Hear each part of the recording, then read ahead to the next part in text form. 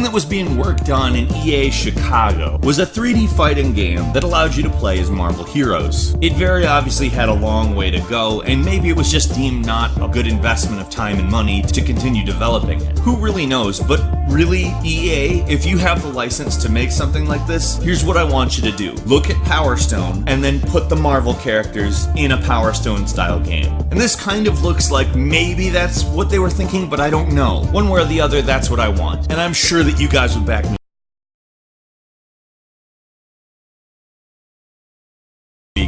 Now, this game wasn't cancelled in 2015, but we did learn about it in 2015. This was supposedly going to be a Green Lantern game, and also supposedly going to tie in with a Justice League movie that never happened. And through 2015, a lot of footage actually surfaced from this game. I mean, at times it was kind of cool. The action looked good. I won't dog it for that in any way, because honestly, it looks like something I would play. But it looked like it kind of harkened back to the days of the 90s as far as voice acting goes. The whole world will be turned into Max.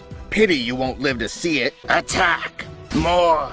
More! And I don't know whether those were final voices or not, but it looks strange to say the least.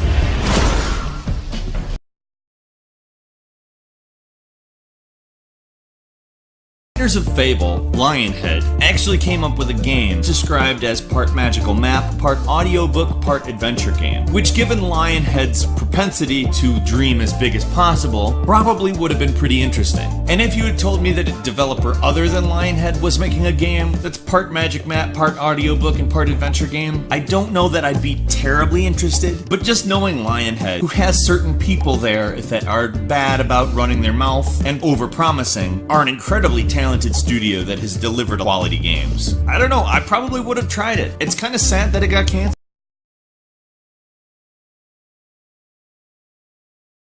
Game we just talked about, this canceled Driver game was not canceled this year, but we did finally learn some about it. The game was going to be called Driver 5, which is a pretty obvious sequel to Driver 4, and was going to take place in San Francisco. Now bear in mind, it was not Driver San Francisco, which is a game that actually came out. The game was actually going to incorporate destructible environments, which is really bizarre for a Driver game, and to be honest, that probably would have been pretty cool. In fact, what happened with that? Why aren't games doing more destructible environments? Do you remember Red Faction Guerrilla? Sure, maybe not the best story of all time, but destroying buildings with a hammer was possibly one of my favorite things. If Driver 5 was going to incorporate stuff like that, I would have been all for